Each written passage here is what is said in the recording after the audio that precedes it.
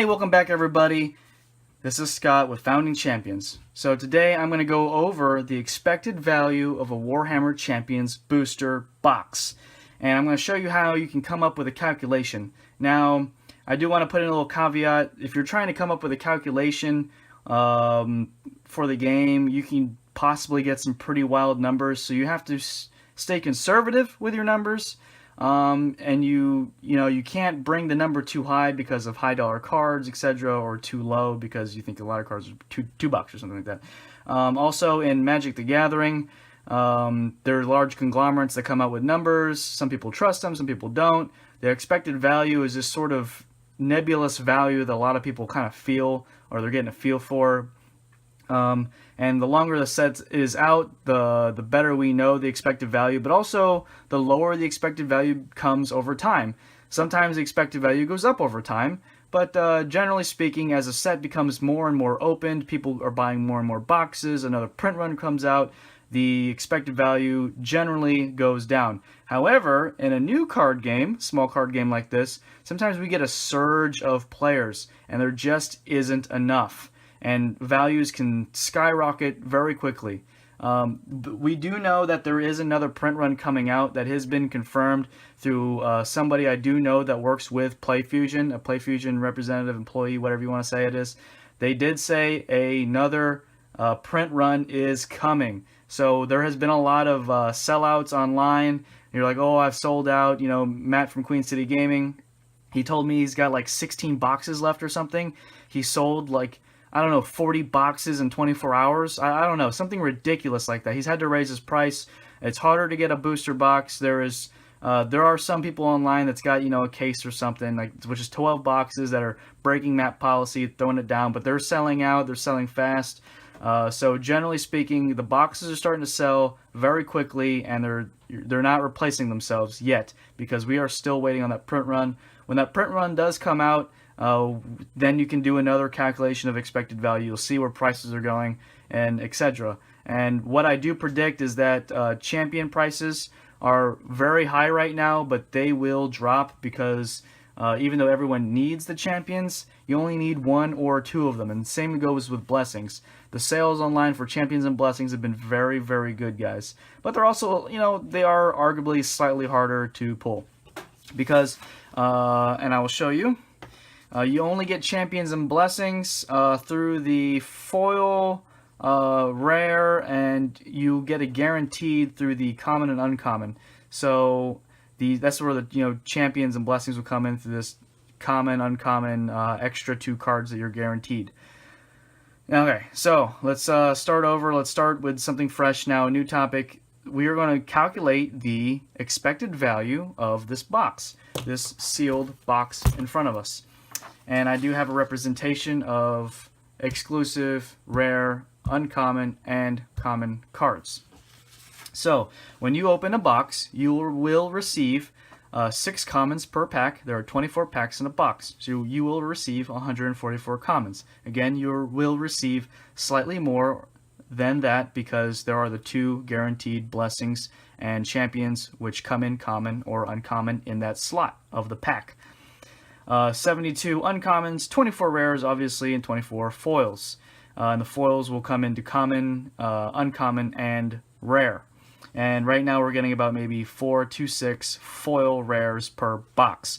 That is what people are reporting. That is what I have seen through opening more than a case worth of boxes for sealed product.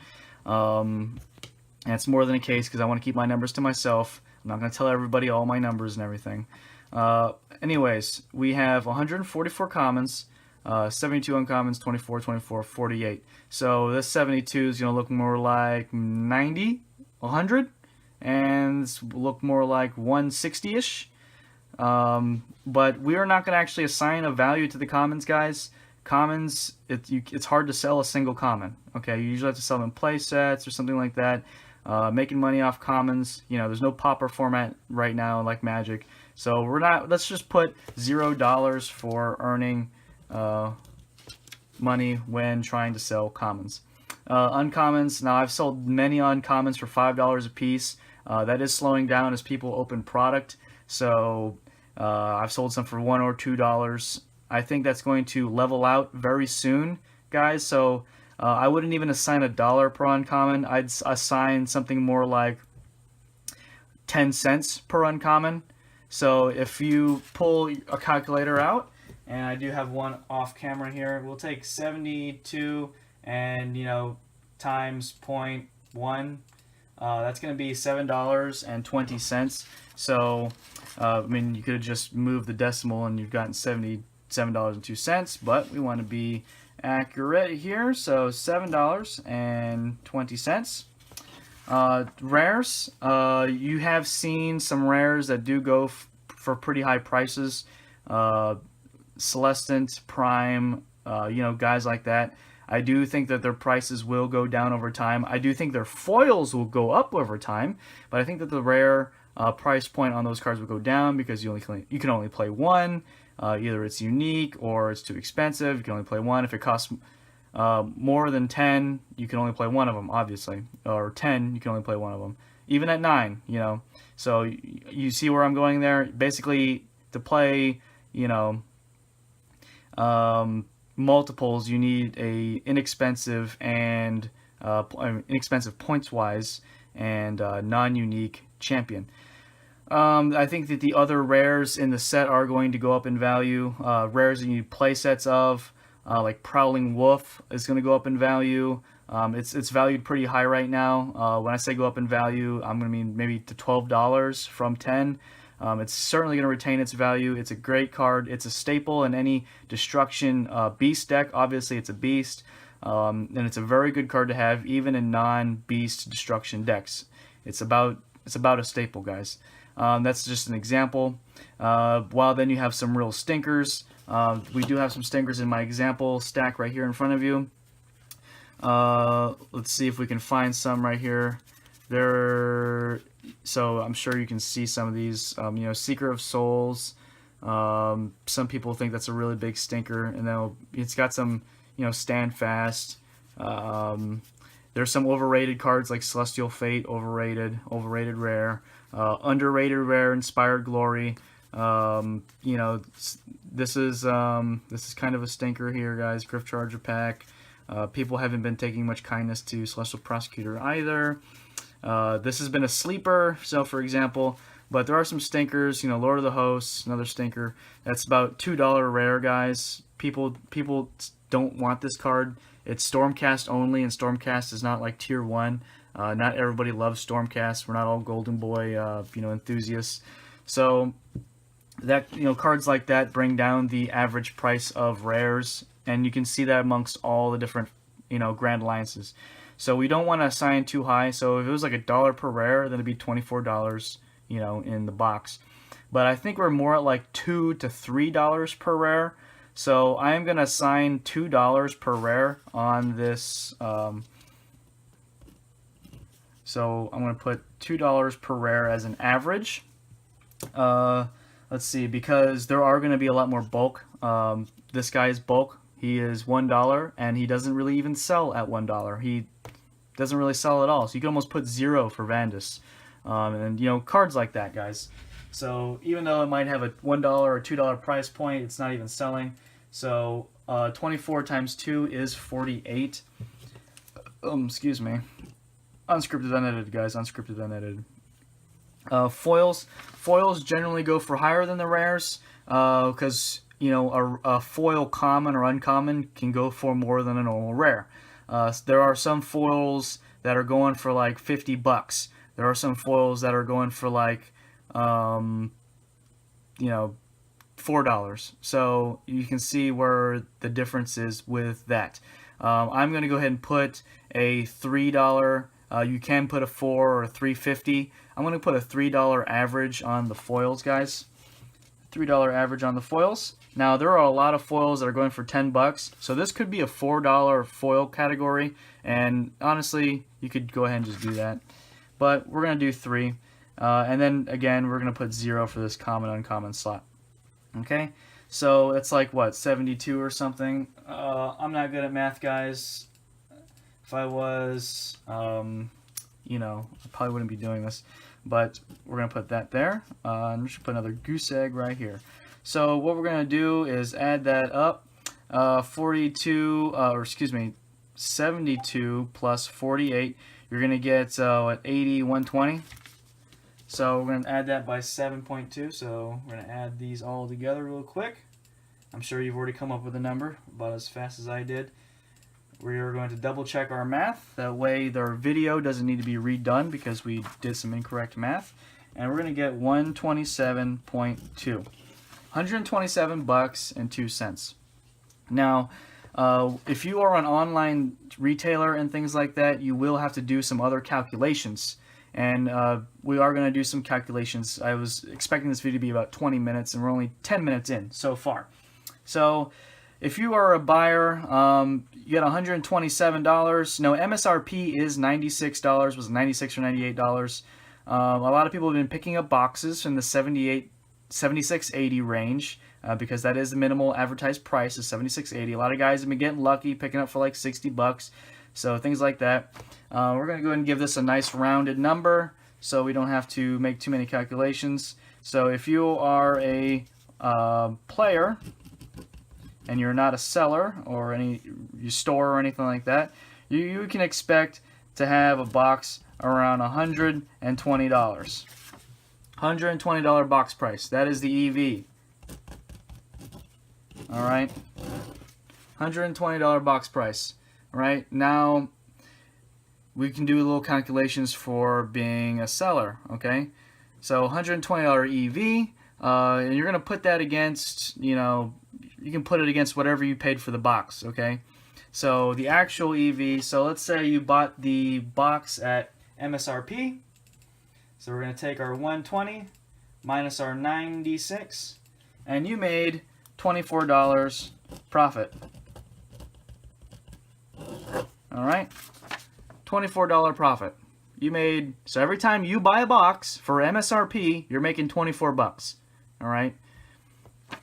That's some pretty good numbers, and that's why part of this game is so attractive to other players. People are making massive value. Now, you do lose about 5% per week. We are only in week 2, and this is the calculation of week 2. So you might want to take 5% off of that in week 3, 5% off again.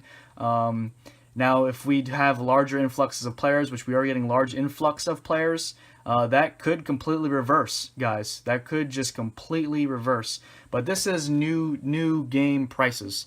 So your profits will be eaten up a little bit because prices are a little high when they first come out in small card games, generally speaking. There are some deals because, we can't price cards perfectly. Sometimes we put a card for $6, but maybe it's actually worth 12. So that is where you can make your money from, buying cards early. And I see that all the time. And I know some people did get away with that with me. I put some cards up for like $8 or $10, and they sold out immediately. And I was like, okay, well, that card could have probably fetched an extra $4 a piece, an extra $6 a piece, or whatever. And that happens. And some people buy cards that are going to go down in price, so it averages out a little bit. So if you're a seller, you have to subtract the price of the box wholesale. So it depends on who you are. If you're a high volume store or a medium volume store, let's say you're buying boxes for $45 a box wholesale. Again, it's very difficult to become a retailer. There's a lot of scrutiny on that and a lot of paperwork. I'm sure some people go, it's not hard. Well, I guess it can't be too hard, otherwise nobody would do it. But let's go ahead and change our prices. So we're going to take our 127. We want to be really accurate when we're, selling cards and stuff. So because we want the best picture possible. We're going to subtract 45 from that. We're going to come out with $82, and some change. Carry that decimal, guys. $82. And then that's what we're going to get. However, when you do sell cards online, there are fees involved. So let's take the, let's see, a lot of, Crystal Commerce will take 2%. eBay takes 10%. So let's go with your average eBayer. And that is a business that I do. So we'll do eBay. So first, we are going to want to take that same 127 and 2 cents. I'm sorry, you guys, you can't see what I'm writing. I just realized that. So I knew I put the paper up so you can see, but we're going to take that number, and I'll use my calculator. Again, we could just use decimals because it is by 10%. The percentages are different based on your store level. So we'll go, some people are at 8%, some people are 9%, 10%. So we'll actually just go with 9%. All right, so they're gonna take $11.45 away from us. So we're gonna subtract $11.45, and this is eBay fee. eBay fee. All right, that is the final listing fee. Final listing eBay fee. Okay, and then this is a subtraction here, and then we're also going to take from the original 127.2. Tell me if I'm wrong, but I believe that's how it works. 127.2, and then we're going to take the, let's see, I do have my spreadsheet out here, and we're going to take the price of what PayPal takes away from you as well. So I'm going to open this up. PayPal takes 0.029% out, so back to the calculator, times 0.029, and that's going to be another 368. So 368 that they are taking, PayPal. Okay, and then per transaction they take 30 cents. So what we're going to do is that we're going to pretend that we were selling $1 cards, or not $1 cards, but like rares and foils and things like that, about one a piece. So we're going to take the 48, and we're going to subtract. We'll take 48 times 30 cents.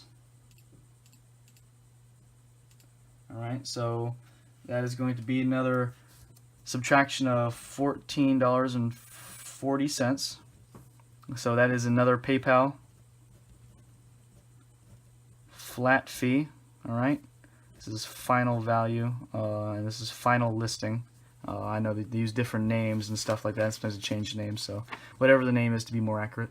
And then you have to ship it. So orders of $20 or more costs money to ship, and then if you send it through a with a postage stamp, that's 50 cents. So we're gonna do again 48 times 50 cents. So it's basically gonna take that in half. We're gonna subtract $24, and that's gonna be postage. And then you have to calculate sleeves, top loader, and envelope. This is an A1 envelope, so you have to pay all those things, and that comes out to be about I don't really want to post my numbers, so I can post an average. I've worked for other card shops. I know other guys that do this. So we're gonna say about 15 cents for all that stuff. And a lot of people use team bags and such like that. And then again, guys, you do use tape to seal, so you're adding all that together. So you're gonna do 48 times your 15 cents. All right. You're gonna subtract another $7.20. Okay. So that is all your fees. So that's shipping materials, shipping costs, your two types of PayPal fees, your eBay fee, and your listing fee. So your eBay listing fee, we're just going to leave that out because we're going to pretend that you have an eBay store, and you can list it for free. If you have a website, you list it for free. So we're just going to throw that out. If you have to add that in, that's, what is it, 25 cents or 50 cents per listing. So, think about that. That'd be another $24 you'd be subtracting. So pretty insane prices here. Again, this part of the video is only for people that want to sell or is a a retail store or something like that. If you're a retail store, it goes into just man hours, labor, overhead. However, if you're online, you don't usually have an office or anything like that, and you're not paying somebody else to do it. You're doing it yourself. So we're going to subtract our $11.45. We're going to subtract our $3.68. Subtract our $14.40. There we go. And we're going to subtract our $24. And then we're going to subtract our $7.20. Alright, and then we're going to subtract the cost of the box. Okay, so we are coming out to about, selling to you guys, about $21.47 profit. So, if you are selling singles, for every box that you open, you can sort of expect to get $21.47 of profit. If you're opening as a player, you can expect to get $24 of profit. And those are your profit margins. Of course, you'd be grossing 127. Here you'd be grossing 120.